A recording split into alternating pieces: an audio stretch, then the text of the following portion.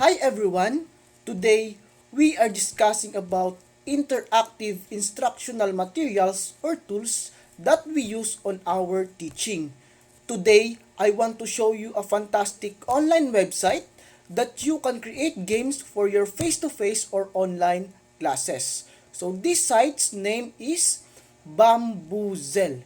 And today, I'm going to show you how to get in these sites, how to create your game, and how to make it fun for your online or face-to-face classes.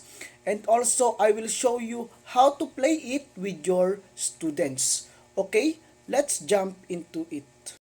First, we're going to search the word bamboozle in Google. So let's type here the word bamboozle. So next, we will click these sites. So since we already here in the homepage of Bamboozle, we will click join for free.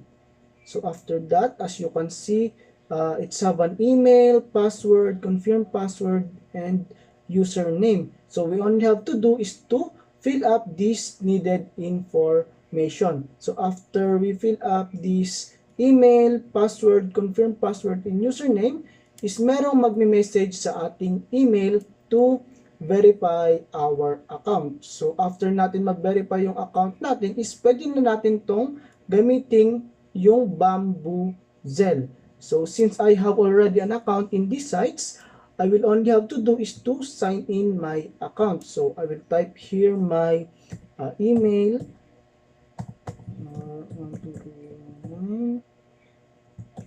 Gmail.com, and I will type here my password 3. So and I will click this sign in.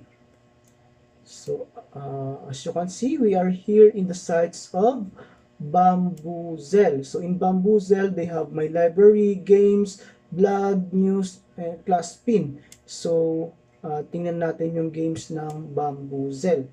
So as you can see, they have many games here. So they have Job Riddles, Pancake Day, Do You Know About Carnival, uh, Phrases with Go, Have, Get, so, and multi-R words. So ang kinagandahan dito sa Bamboozle is pwede natin siyang gawing motivation, review of the lesson, and post activity. And also they have 3 million games made by teachers. So marami talaga tayong pagpipili ang mga activity na ipapagawa natin sa ating mga students. And also, ang kinagandahan din dito, kapag magtuturo tayo ng iba't ibang topic, for example, in health. We will search here the health. So makikita natin dito, so maraming pa-activity about health. So merong mental awareness, health problems, health and illness. So let's try this mental health awareness. So yan, so maraming mga question. You cannot cause someone to get a mental illness. So it's a myth or fact. So let's try in sports, when it's come in sports. As you can see, so marami ring activity when it come in sports. So merong sports quiz, sports trivia. So ayan. So it comes in music.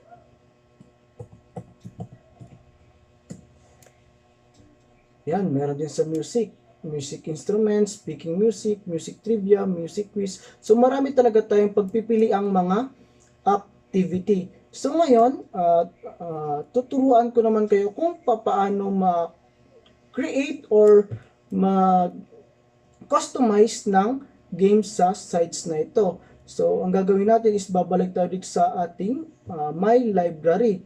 So and we will click this addition sign and game. So makikita nyo dito is merong title, description, language. So ayan, so ita-type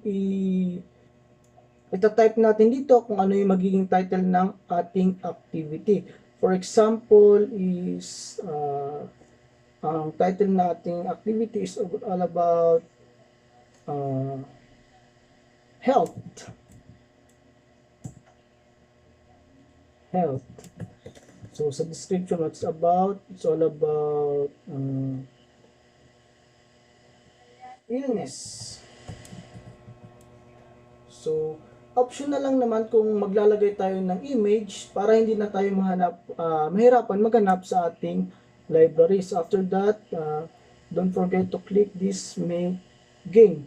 So, dito makikita nyo, dito natin nilagay yung ating questions. So, pwede rin nating baguhin yung mga points. Kada question, merong 5, 10, 15, 20, 25. And sa kabila naman is itong answer. So, pwede rin tayo dito maglagay ng pictures. So, dito pwedeng question with image and answer with image. So, ayan, pwede rin multiple choice yung ating ipapagawa sa ating mga students. So, meron ako ditong ginawang activity for you to better understand this site. So, babalik tayo dito sa ating My Library. So, ito yung ginawa kong activity. So, let's click here. So, ayan. So, makikita nyo, ito yung mga question na ginawa ko for my activity. So, okay, let's play. So, as you can see, it's merong maraming pagpipilian. Merong bamboozle, spud game, bowling, b-ball, snakes and ladders, and tic-tac-toe. So, marami pang pwedeng pagpipilian. So, pinili ko itong bamboozle. So, pwede natin i-group yung mga students natin into 2 groups, 3 groups, 4 groups, into 8 groups. So, pinili ko itong 2 groups lang. So, sa options, meron tayong pagpipilian dito super zoom, blur images, next question, no shuffle. So, sa 4 ups naman, so on, off, fairy, thief, rocket. So, sa teams, merong space, sports, clothing, so job. So, pinili ko dito is itong sports. So, makikita ng ating mga students sa mga question na binigay natin, it's all about sports. So, dito naman sa baba, so merong quiz, classic, junior. So, pinili ko itong quiz kasi yung activity ko is all about questions only. So, okay, let's start. So, as you can see, it's all about sports. They have baseball ball, volleyball ball, ring, shuttlecock.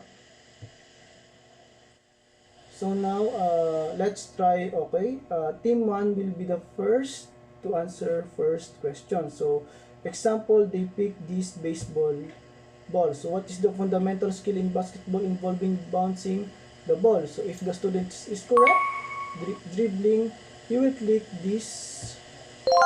Okay, so team 1 will have a point. So, team 2 is the next.